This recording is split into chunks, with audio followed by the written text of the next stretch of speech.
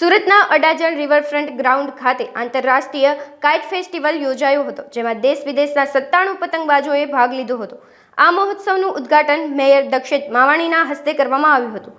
આંતરરાષ્ટ્રીય પતંગ મહોત્સવ 2024ના કાર્યક્રમમાં સુરતના મેયર, ડેપ્યુટી મેયર, જિલ્લા કલેક્ટર તેમજ મહાનગરપાલિકાના અધિકારીઓ અને હોદ્દેદારો ઉપસ્થિત રહ્યા હતા। ખાસ કરીને ઇન્ડિયા લખેલા અને રામ મંદિરની થીમ આધારિત પતંગો લોકોનું આકર્ષણનું કેન્દ્ર બની હતી। કાઇટ ફેસ્ટિવલ આપણા વડાપ્રધાન શ્રી નરેન્દ્રભાઈ મોદી સાહેબ જ્યારે ગુજરાતના મુખ્યમંત્રી હતા ત્યારે આને શરૂઆત થઈ હતી। તેના પરંપરાના ભાગરૂપે ગુજરાત પ્રવાસન લિમિટેડ, સુરત મહાનગરપાલિકા, સુરત જિલ્લા વહીવટ તંત્ર દ્વારા આજે કાઇટ ફેસ્ટિવલનું આયોજન કરવામાં આવ્યું છે। અહીં 14 કન્ટ્રી અને 5 રાજ્યોમાંથી 97 કાઇટિસ્ટો આવ્યા છે।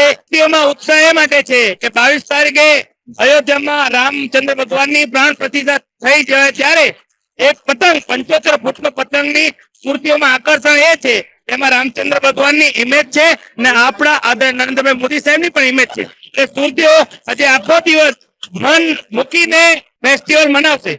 મને કહેતા ગર્વ થાય છે કે તાપી રિવરફ્રન્ટ ઉપર આજે આંતરરાષ્ટ્રીય પતંગ મહોત્સવ યોજાયો છે અને તેની અંદર 20 દેશોના 49 પતંગબાજોએ ભાગ લીધો છે। અને આમાં સૌથી આકર્ષણની વાત હોય તો આપણે બધા જ જાણીએ છીએ કે 22 તારીખે આપણા બધા જ માટે દિવાળી આવી રહી છે, તો રામ મંદિરનું જે પતંગ છે તે આકર્ષણનું કેન્દ્ર બન્યું છે અને સુરતીઓ અને પતંગબાજો ઉત્સાહ સાથે આ આંતરરાષ્ટ્રીય પતંગ મહોત્સવમાં ભાગ લઈ જય જય શ્રી રામના નારા લગાવ્યા છે।